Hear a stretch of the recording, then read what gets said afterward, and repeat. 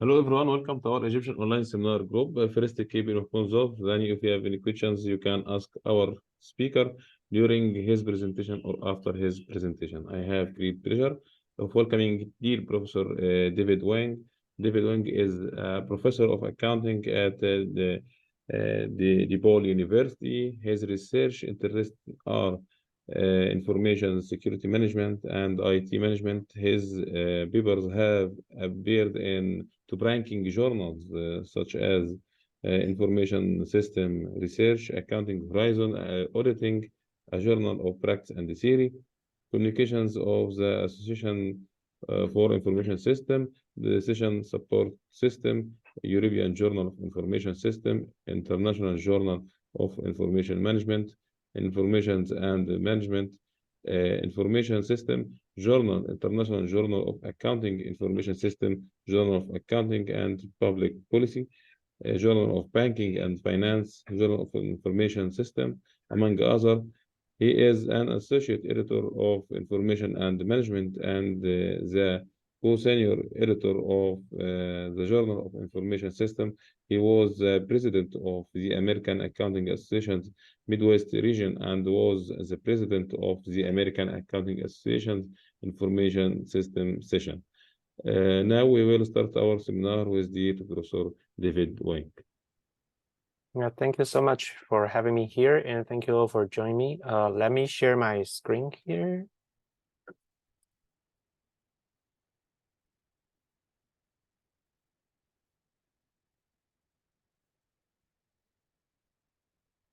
Okay, so this is the topic I'm going to talk about today. Before going through that, so this paper is co-authored with Feiqi Huang at Pace University and my colleague Zhu Chen in National Central University in Taiwan. Going through that, thank you for the introduction.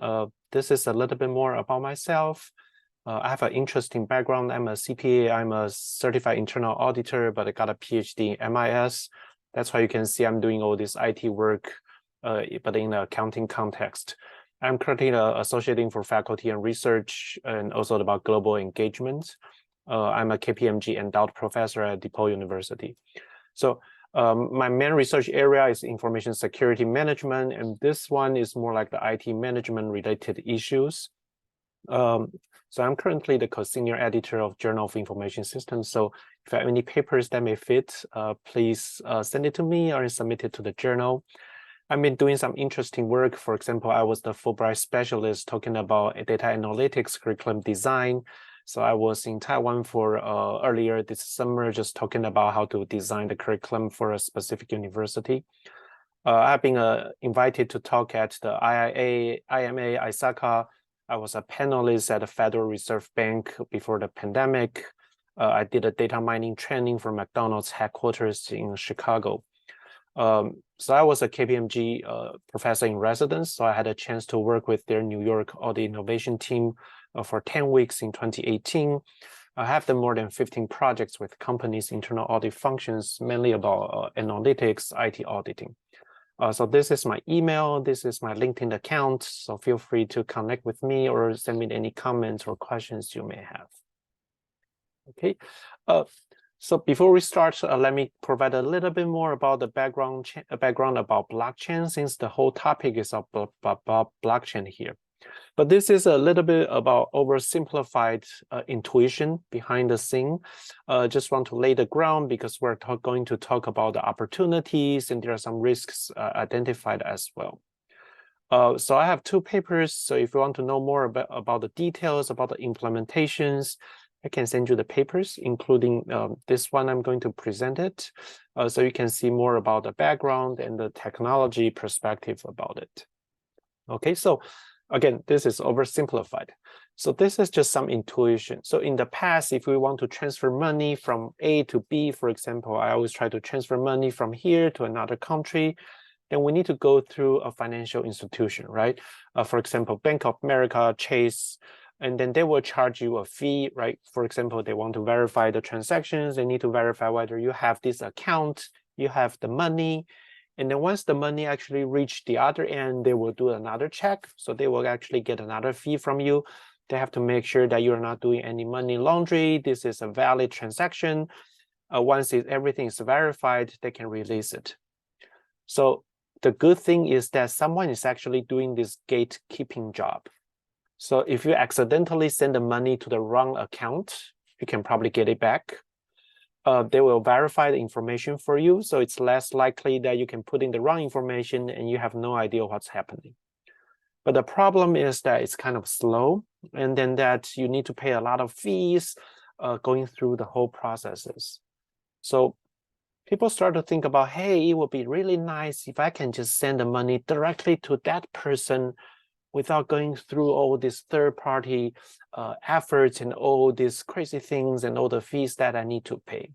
So that's maybe a good intuition behind this one, right? So basically, it's more like that. I have a huge network of all these individuals. I can just send this information or the money to different individuals directly, and then it's done, right? So I don't have all these verification processes or no intermediaries. It'll be much easier. But there are some problems. In the past, the bank will verify your account. They will know that what's happening with this transaction. But now there's no intermediary. So how do I know that you don't promise that, hey, okay, I'll send David $500. I'll send another person $500. I promise you I'll give you another $500. But actually in my account, there's only $500. So there's no way I can spend $2,000 at the same time. Or in another extreme is that there's nothing in my account. So there's nothing I can actually execute the transactions, right? So we actually need someone, but we don't want the intermediary to actually verify the information before that transaction can actually happen. So they said, hey, it would be nice if everyone in the network can see all the transactions. So I know what's happening, where you get this money, where you spend the money, what's the balance. I can see everything. And we need a consensus. So everything verifies as say, oh, this is a valid transaction, then okay, we'll let it pass. So it should be a valid one. You have the money you can spend, and we'll just let it go, right? But why do I want to actually verify the information for someone else, right? I don't want to do it. I just want to send the money to another party. So that's why the network or the platform needs to provide some kind of incentives. That's why you can see that a lot of people are doing this mining job, trying to get the fees. So that's the incentives that's actually behind all these transaction verification processes. But this is the first challenge that we are trying to solve. And then we do have the solutions. Technically, we have the solutions. And there's another challenge is that, hey, who is the other party? How do I know that this is actually the person I want to talk to or I want to send the money to, right? So they now use this public and private key encryption. So basically, this is how the wallet work. So that person may have a private key, and then there's a public key flowing around. So you'll be able to find this pair. Then you know that at least that the account you send to is the unique one. You still don't know that who is behind the account. Okay, it may be a dog, it may be a real person, but at least that you can verify that this is the correct address you are sending to. These are the solutions, but actually there are also risks around that. I'll talk about that in a minute. So basically, it's more like that. Now I have a new transaction. I send it to the network. Someone will validate it. It will create a new block connected to the next one. So that's why it's called a blockchain. So it's basically a chain of different transactions putting all together. Each chain may be one asset. You may have multiple assets. You may see multiple chains flowing around at the same time. So because of these characteristics, people say that it's immutable. It's not impossible, it's still possible, but it's very hard when you have a huge network, when it's highly distributed. It's anonymous because I only have the private key. So we don't really know that who is the person behind the scene, but actually there's a case that people can actually figure out that who is that person given the transactions in the network, and there's some security risk as well. Is this secure? Not really. There are still a couple security issues that I'm going to go through. So that's also the risks that people are facing at this moment. So you can see that, so I haven't really talked about what blockchain is, how they work. So it basically just a distributed and decentralized ledger system. So people say that it's a secure infrastructure, so it can help you to ensure there's a transaction integrity, and improve this trust without any intermediaries or central authority. So people have started to talk about this, and you can start to see some implementations already, right? They use it for internal information systems, okay? They use it for supply chain connections. So if you have a lot of tiny suppliers, this may be an easy way to do that or not. People use that for payment or shopping platforms. For example, the famous one, Overstock.com, they have started to use it probably since 2014. They accept Bitcoin as a payment option.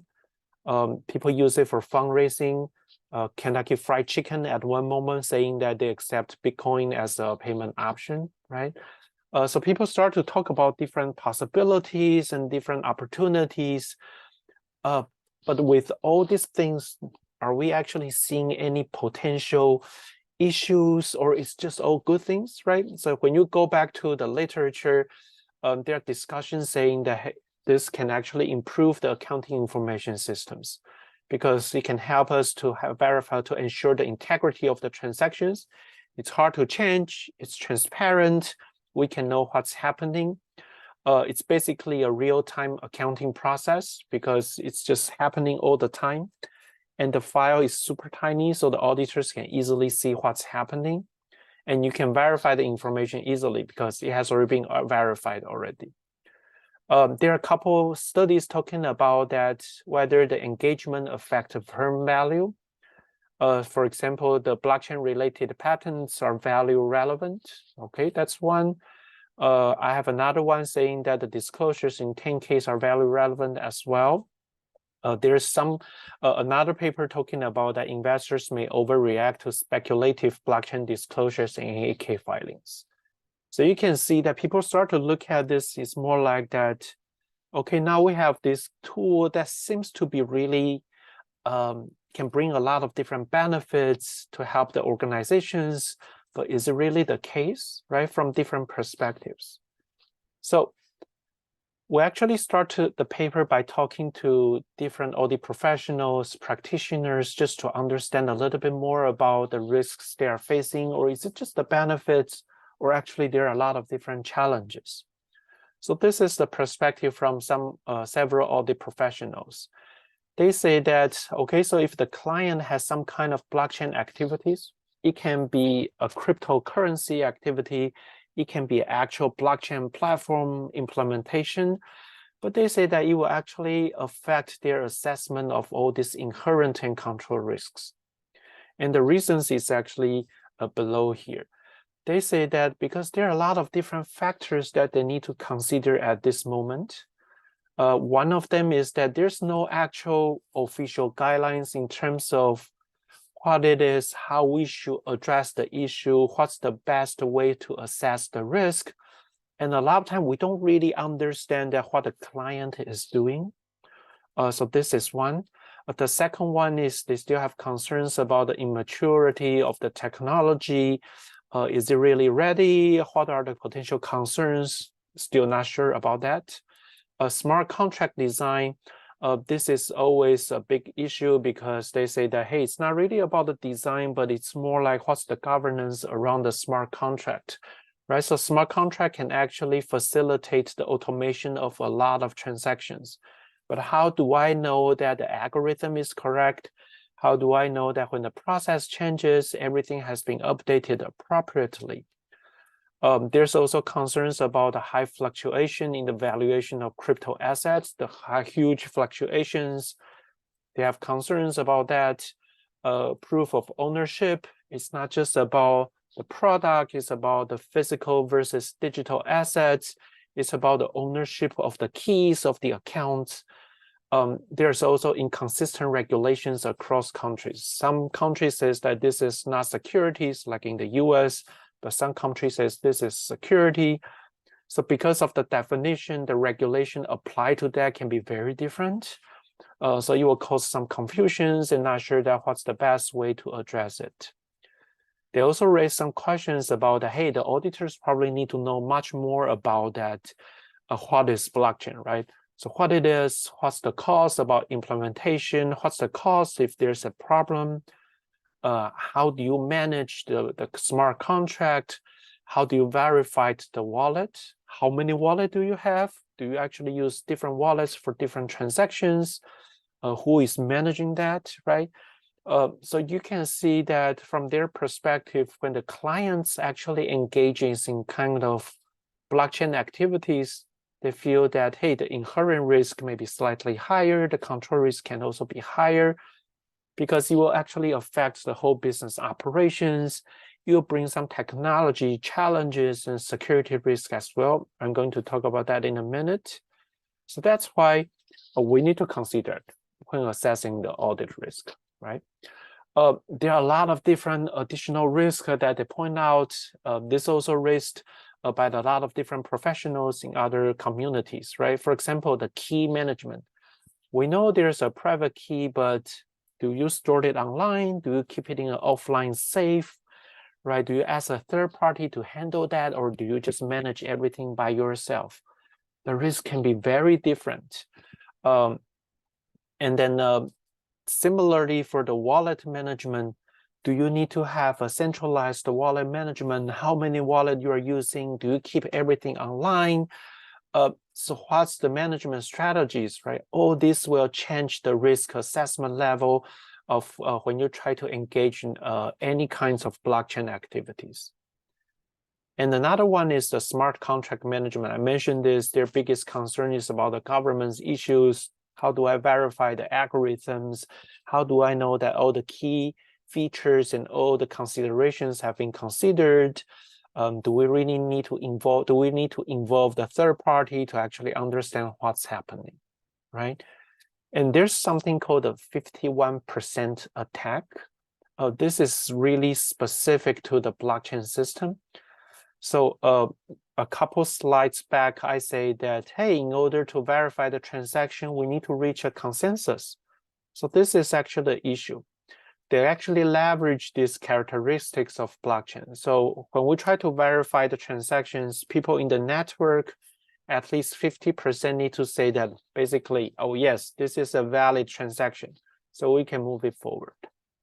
So that's why they figure out there's a way to actually attack or crash the whole network, is that if they have enough machines and they can actually turn something black into white, when more than 51% of them saying that, no, this transaction is not valid, the other one is actually the correct one. So they can actually turn the whole thing around, and this is what we call the 51% attack.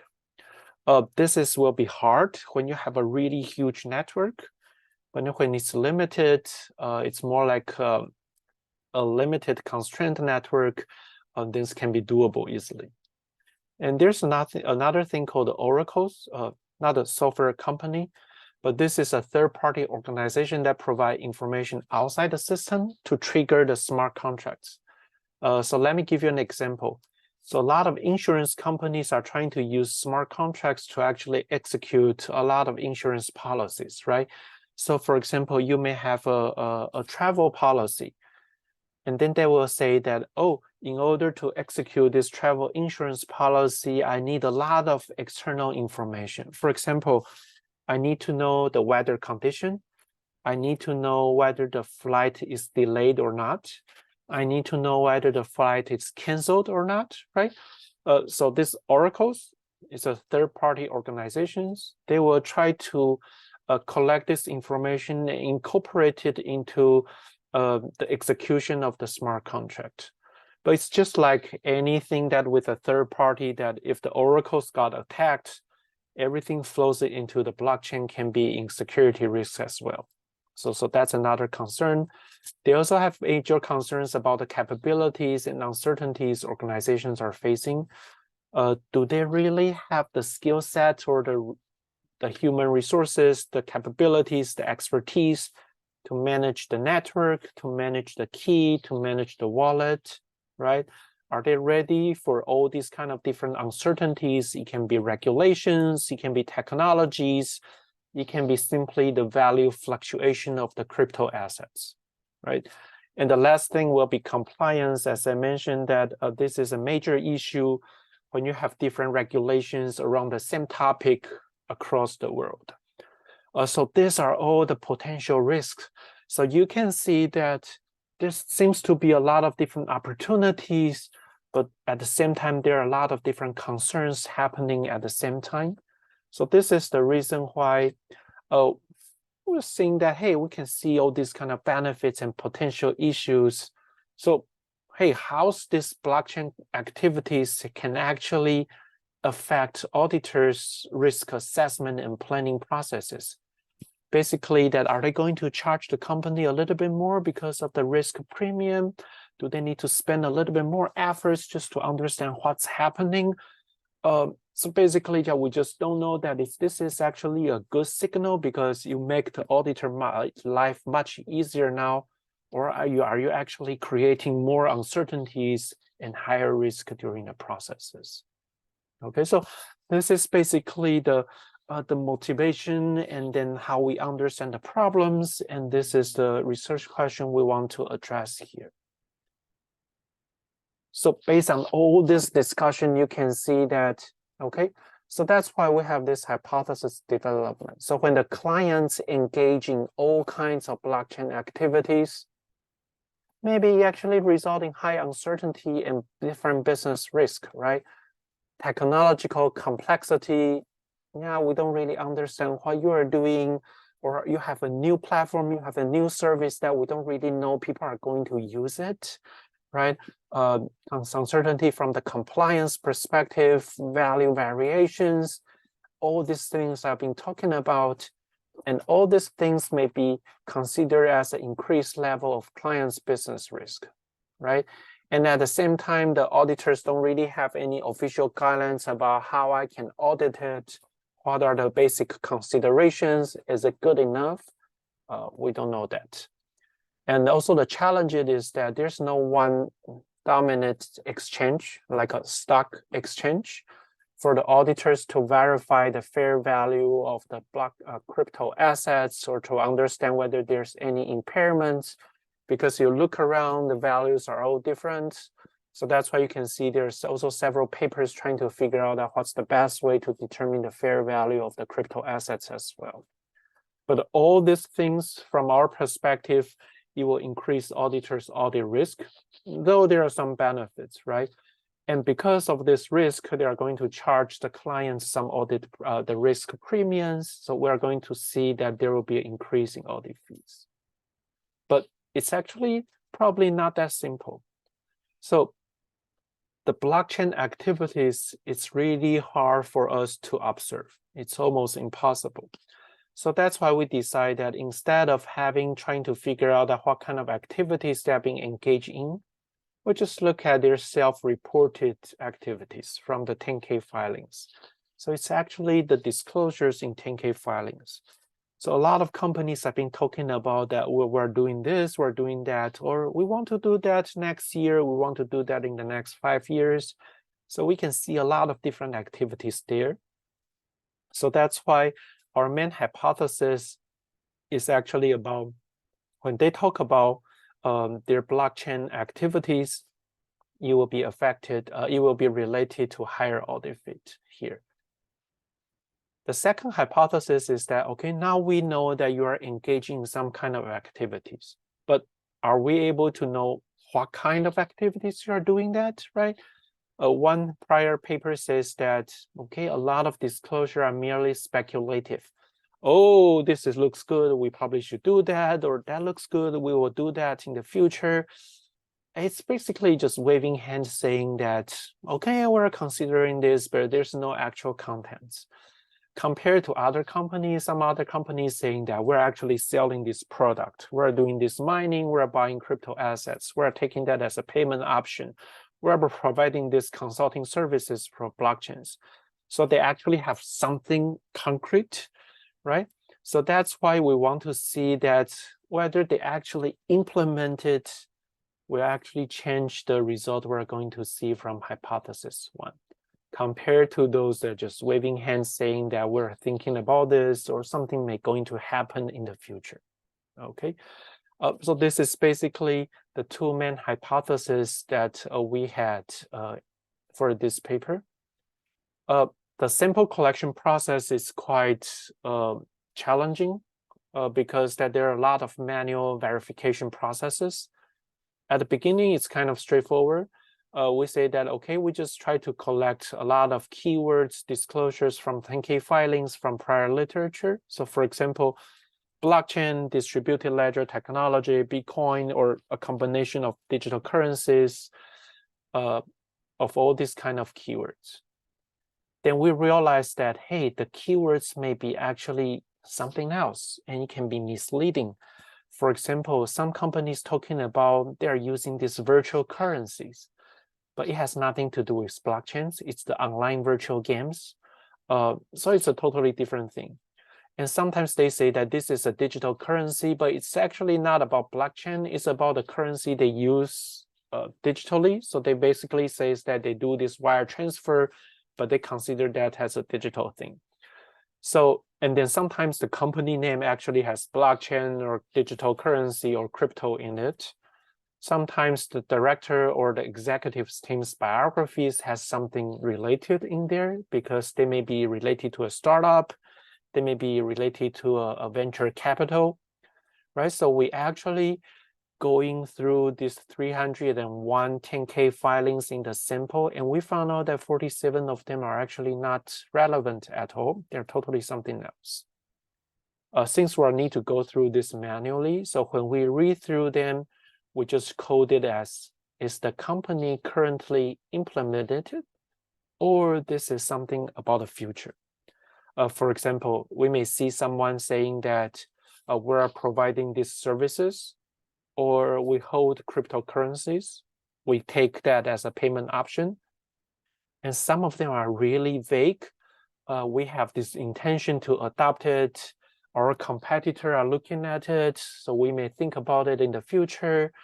But notice that these two are actually not mutually exclusive. A company may say that we're trying to do this at the same time. They are saying that we're considering a second product in the future. So it can be both. So we actually start everything from 2013 and the sample ends around 2020. So 2013, that's the first year of blockchain disclosures in 10K filings we can identify. So that's why we go all the way back to 2013. We took out all the observations from financial industry because their firm characteristics are just different. We took out everything that has missing variables. So our final sample has about 22,000 firm year observations. Okay, so we can put them into something like this table here. So when we do the year breakdown, so we try to search the keywords. So you can see that in 2013, there are only 3 of them. When you go all the way to 2018, 19, and 20, you can see there's an increasing trend about companies start to talk about it.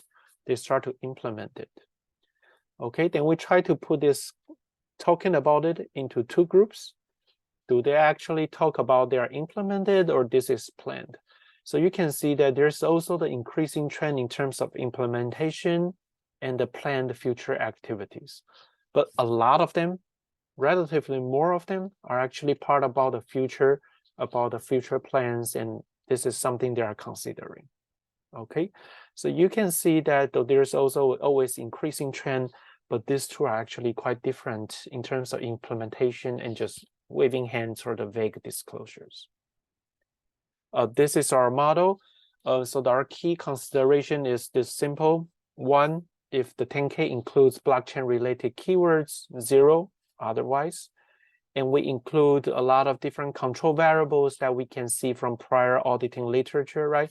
Size of the company, growth rate, market-to-book ratio, return on assets. I'm not going to go through them. These are the commonly seen control variables. So we do see that when a company says that they actually have some kind of blockchain implementations, we do see it's positively related to the audit fees. Okay, so this is related to our first hypothesis. So the company talking about that, okay, I'm going to do more about blockchain, I'm going to do this, do that. we do see an increase in audit fees. So it seems that up to this point, there's a relationship between this blockchain implementation or engagements related to some risk premiums charged by the auditors. And when we try to look at it, whether the disclosure intensity, so we kept talking about it in the 10K filings or just I randomly said about it. When you keep talking about it in all different parts of the 10K filings, you can see that this is a portion that we see the positive association. It's not about these random things, right? So it's just randomly mentioned about it. It doesn't really matter. Okay. So that's the reason why I say, hey, probably when they talk a little bit more throughout the whole 10K filing, that means that it's actually more pronounced. This is actually something the organization is trying to engage in. Okay. Do we have a question? Hi, David. Yes. Sorry, I joined in a little late, so please excuse my question if you have already covered this at the start. Did you also look at how much investment they have in the Bitcoin or blockchain? That's a perfect question. We tried, but only a very few of them actually show the total investment in blockchain. Most of the time, it's not observable. Okay, all right. Yeah, thank you. And do they at least disclose how many units of Bitcoin or Dogecoin they have? Some of them talk about that as well. Okay. Okay. But not all of them. Got it. Thank you. Yeah, thank you. So that's H1. And this is hypothesis 2. So we try to put them into 2 groups, right? So now we have the blockchain, we split it into 2 portions, implementation, or this is just a planned activity. Okay, so you can see that there is a very different significance here. So basically everything that significant positive relationship we just observed is mainly for the implementation part. So when they're talking about that, we actually do this, we do that. So this is the portion that we can show that when they're actually doing something, the auditors will start to consider that, hey, there may be a risk. That's why they're charging a risk premium. Okay. And then the same thing, we only see these results when there's a high disclosure intensity. That means it's more pronounced. The company keeps talking about the different things or similar things across the 10K filings. So this is the time that we know that, okay, this is time that they are really serious about these implementations, and that's why the risk may be considered higher here. Okay, then we start to think about, hey, probably that categorization scheme is not good enough, right? We probably should do something a little bit more detailed here. That means, what's your purpose? So we can split further into 2 groups. We have the implementation, we have the future plan, but I want to know that whether your implementation is simply about the crypto or your implementation is nothing to do with the crypto, right? Then I will be able to somehow figure out that, okay, it's because of the crypto, then that's probably about this valuation fluctuation thing. If it's nothing about the crypto, then that's probably related to business operations, the risk that you are facing, right? There are some control issues there, right? So that's why we split that into 2 more groups. So we can see that all the significance actually come from 2 different places. It's always about implementation, for sure, consistent. And they're both from the non-crypto and the crypto part. Okay, so you can see that it's quite consistent with what we just found, but this risk comes from both of them. So it can be about the crypto, the valuation changes. It can be from the business operations. Okay, but it's always about the company has already been trying to do something already. Okay, then we try to make it slightly more complicated, right? So we try to say, okay, non-crypto, are we able to know that what kind of things that you are trying to do with the non-crypto?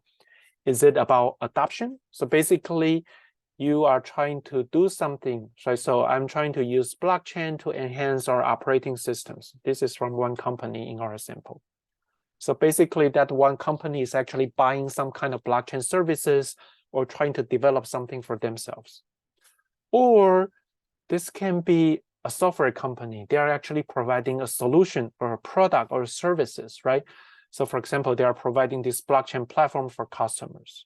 Or it can be very crypto adoption.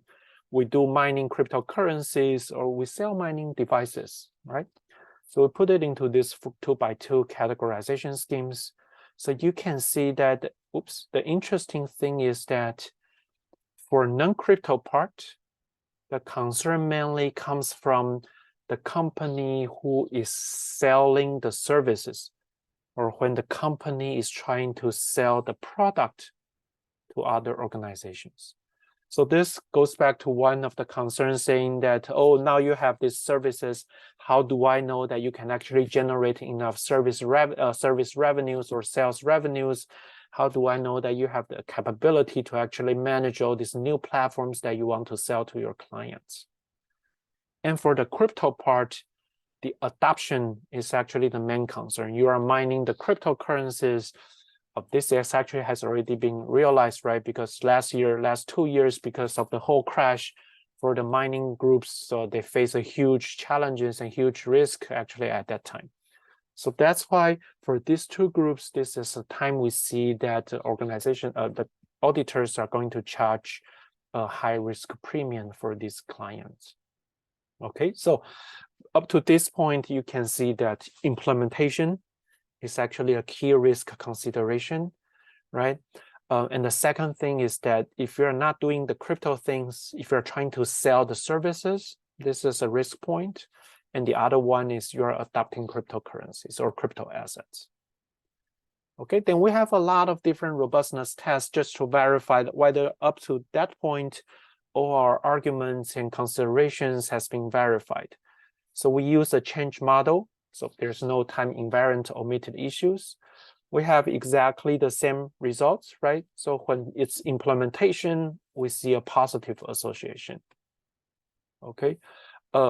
Whether the voluntary disclosure, this is a strategic decision, right? So we want to understand that, okay, since this is a strategic decision, if we use a two-stage model, are we going to see the same results? And the answer is yes. Okay, we see similar findings. When there's blockchain implementation, higher audit fees. When there's implementation, higher audit fees. Okay. We do the propensity score matching as well. We do the entropy balancing as well. So just to balance all the distributions of the descriptive statistics, so you can see everything here. Our results are exactly the same. When you have blockchain engagements, higher audit fees, implementations, higher audit fees. Okay, then we try to start to explore a little bit more, right? Because this risk premium thing can be actually related to a lot of client and auditor characteristics, right? So we want to see that, hey, what's happening here? So we can see that the H1 and H2 we just observed is actually mainly from the non-Big Four organizations. So meaning that they probably don't have enough resources. They probably don't have enough technology expertise. We don't know that, but this is maybe the reason why they're smaller. So that's why they will charge a risk premium, simply because that it will give them more time and efforts just to understand what's happening. Okay, and we do the same thing when the audit firms is actually smaller. So this goes back to that resource arguments, right? They probably need to spend more efforts and time just to figure out that what's happening in this situation. That's why they will charge a higher risk premiums. So it's similar, okay?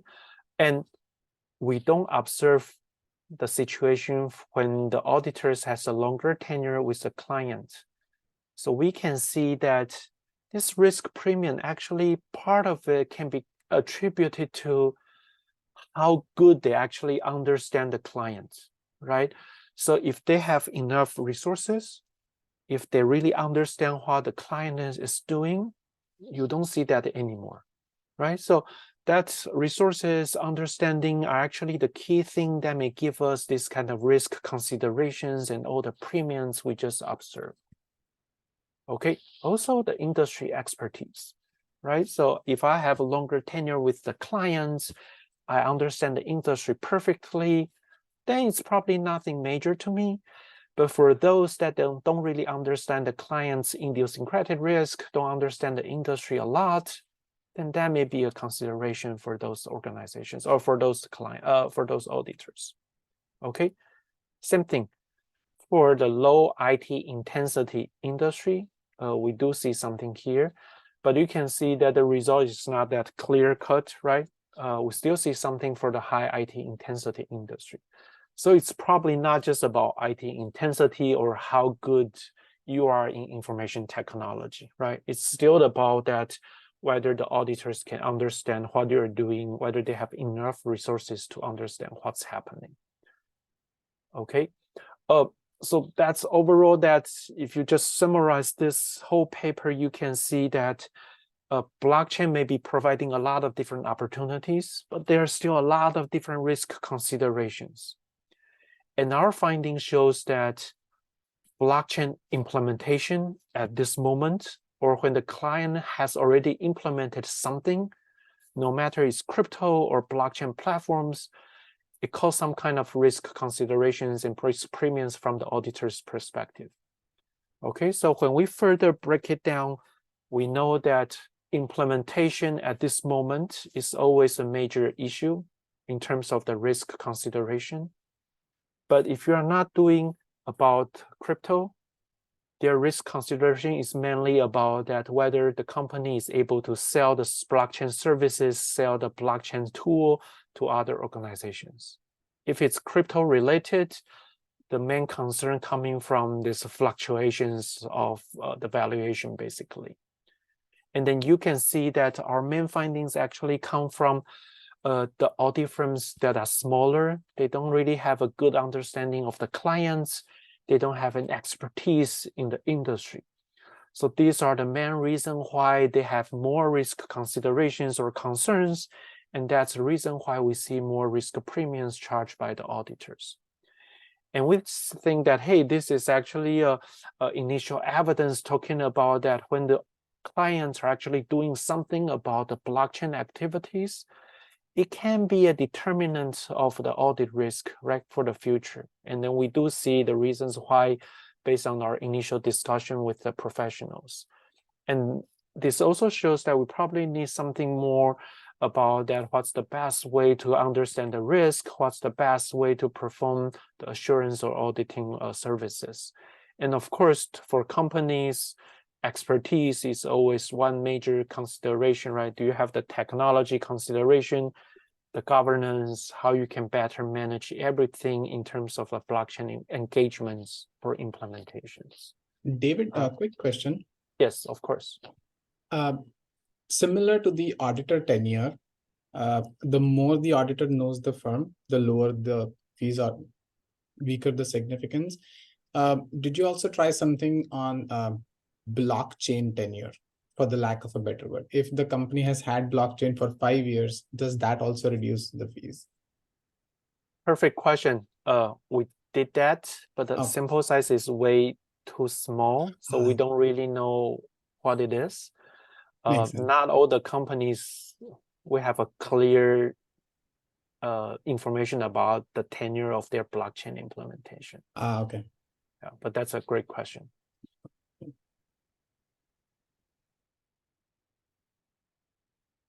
David. Yes.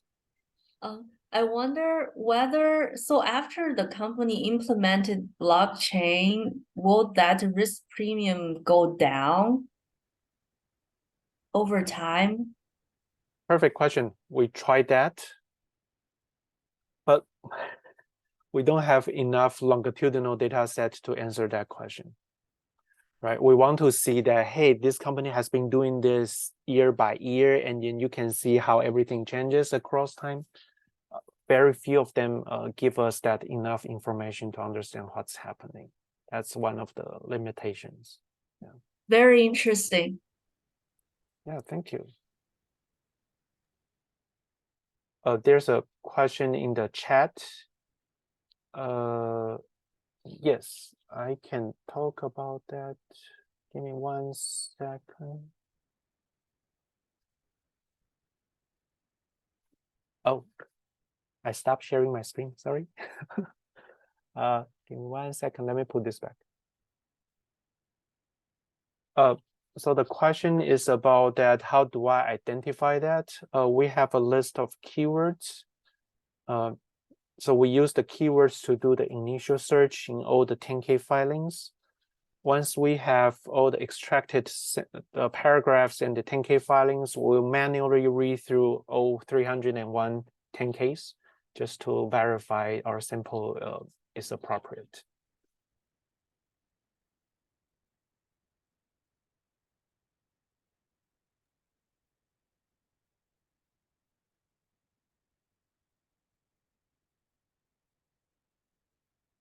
Are there another question? Yes. Okay, so the question is about that. Do we face with the regulatory environment for blockchain activities in the organizations? How do we take care of that?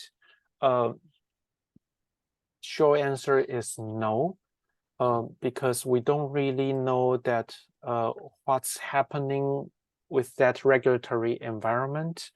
Obviously, some of them have operations in multiple regions or countries, but it's so unclear. But this global issue probably worth investigating in the future. Thank you very much, dear Professor David Wang, for your contribution and your effort. It's really an excellent presentation and excellent paper. Thank you very much. If anyone have any questions, you can open your mic and ask your question. Do you expect to observe similar findings for other new technologies? No, I think the major challenge is not really about the new technology. It's more like that, hey, what's the key feature of that new technology that is so different from everyone else? And so that's why we don't really know what's the role played by that new feature, right, on our decision making. So I think the hard part is that how do we know that there's a new feature? And how does it differ from the prior theory and our understanding up to this point? Thank you. Yeah, thank you. Is there another questions? If anyone have any questions, you can open your mic and ask your question.